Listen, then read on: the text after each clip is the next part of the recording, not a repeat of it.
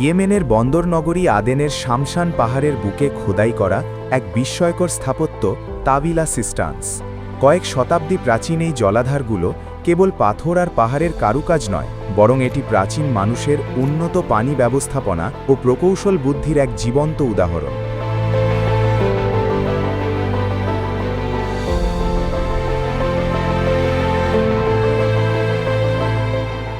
সম্প্রতি তিউনিস ভিত্তিক সংস্থা অ্যালেক্সো আরব বিশ্বের প্রথম দফার স্থাপত্য ও নগর ঐতিহ্য তালিকায় এই ঐতিহাসিক নিদর্শনটিকে অন্তর্ভুক্ত করার ঘোষণা দেয়। এটি ইয়েমেনের সাংস্কৃতিক ইতিহাসের জন্য এক বড় মাইল ফলক।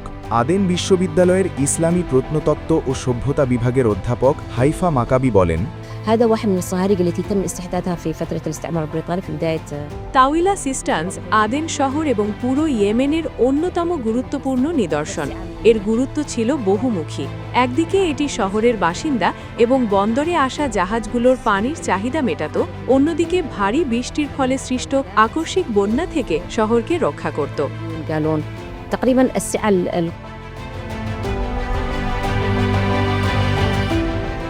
ইতিহাস থেকে জানা যায় একসময় এখানে প্রায় 50টি ছোট বড় জলাধার ছিল।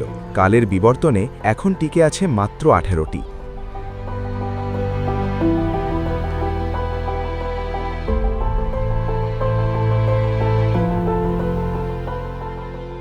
তবে টিকে থাকা এই জলাধারগুলোর ধারণ ক্ষমতা এখনও বিস্ময় জাগানিয়া, প্রায় 25 মিলিয়ন গ্যালন। এই বিশাল পানি সংরক্ষণ ব্যবস্থা আজও গবেষক এবং পর্যটকদের আকর্ষণের কেন্দ্রবিন্দু।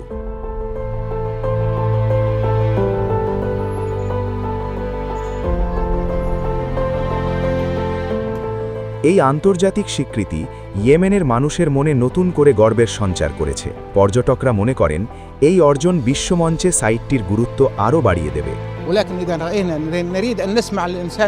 আমরা যদি ইয়েমেনিদের আসল পরিচয় জানতে চাই, তবে এই ঐতিহাসিক নিদর্শনগুলো ঘুরে দেখতে হবে।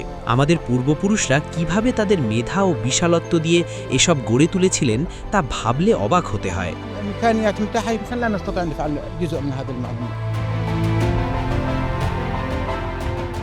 যুদ্ধবিধ্বস্ত ইয়েমেনে এই ধরনের স্বীকৃতি কেবল একটি ঐতিহ্য রক্ষা নয়, বরং দেশটির পর্যটন সম্ভাবনা এবং আন্তর্জাতিক মনোযোগ আকর্ষণের ক্ষেত্রেও বড় ভূমিকা রাখবে বলে মনে করছেন সংশ্লিষ্টরা।